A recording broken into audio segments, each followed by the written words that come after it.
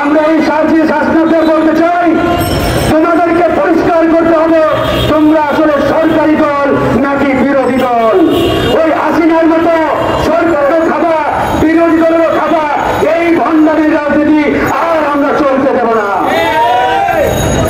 গাছের পাতারও খাবা, নিচেরটাও কুড়াবা, এসব চলতে দেওয়া হবে না। তারা বলে আমরা কিচ্ছু জানি না।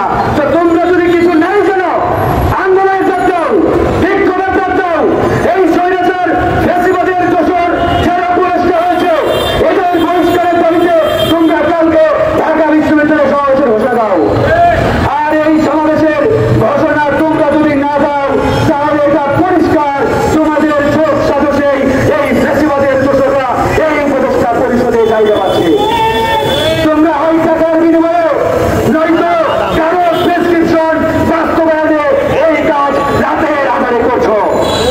হাসতে হাসতে তোমাদেরকে বলছি, তোমাদেরকে এটা পরিষ্কার করতে হবে, ক্লিয়ার করতে হবে। তোমরা না জানলে কেন ডাক দিচ্ছ না আন্দোলনে? কেন ডাক দিচ্ছ না? কেন জনগণকে বলছো না আমরা কিচ্ছু জানি না? আমরা এই ফ্যাসিবাদের দোষরদের বহিষ্কারের দাবিতে সমাবেশের ঘোষণা করলাম। বাংলাদেশের প্রত্যেকটি চেয়ার থেকে এই হাসিনার দোষর খুনি হাসিনার দালালদের সরাতে হবে। প্রত্যেকটি চেয়ার থেকে হাসিনার দোষরদের সরিয়ে সেখানে দেশপ্রেমিক নাগরিকদের জায়গা দিতে হবে। অন্যথায় এই বিপ্লবের যে মূল স্পিরিট, সেই স্পিরিট ধ্বংস হতে সময় লাগবে না। প্রিয় বন্ধুগণ, আজকে আরো কিছু কথা বলতে হয়। এই সরকার যখন এই বিপদের মুখোমুখি হয়, যখনই তারা কোন থ্রেটের মুখোমুখি হয়, তখনই সেই বিপদ থেকে উদ্ধারের জন্য আমাদেরকে দাওয়াত দেয়, আমাদেরকে আহ্বান জানাই, যাতে আমরা রাজপথে দাঁড়িয়ে এই সরকারকে পাহারা দেই, এই সরকারের বিপদ থেকে উদ্ধারের জন্য তাদের পাশে ঢাল হয়ে দাঁড়াই। আর এই বিপদ যখন কেটে যায়, তখন আমরা দেখি রাতের আধারে ওই ফ্যাসিবাদের দোষরদের ডেকে ডেকে মন্ত্রীর চেয়ারে বসায় এরা। এসব ফাজলামো আমরা আর মেনে নেব না। ফ্যাসিবাদের বিরুদ্ধে লড়াই করবো, রাজপথে আমরা যুদ্ধ করব আমরা।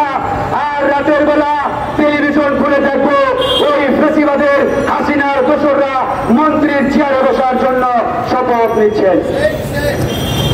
এসব ভণ্ডামি চলবে না, এসব প্রচারণা চলবে না।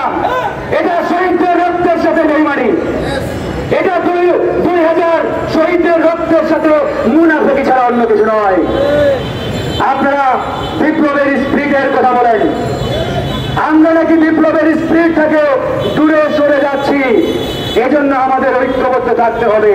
তারা ডাক দেয় আমরা গুলিস্তান পাহারা দেই, তারা ডাক দেয় আমরা 0 পয়েন্টে রাত থেকে পাহারা বসাই, আর সন্ধ্যাবেলায় টেলিভিশনে খবর দেখি যাদের বিরুদ্ধে রাজপথে পাহারা বসিয়েছিলাম তাদেরকে এরা উপদেষ্টা বানানোর জন্য বঙ্গভবনে দাওয়াত দিয়েছে।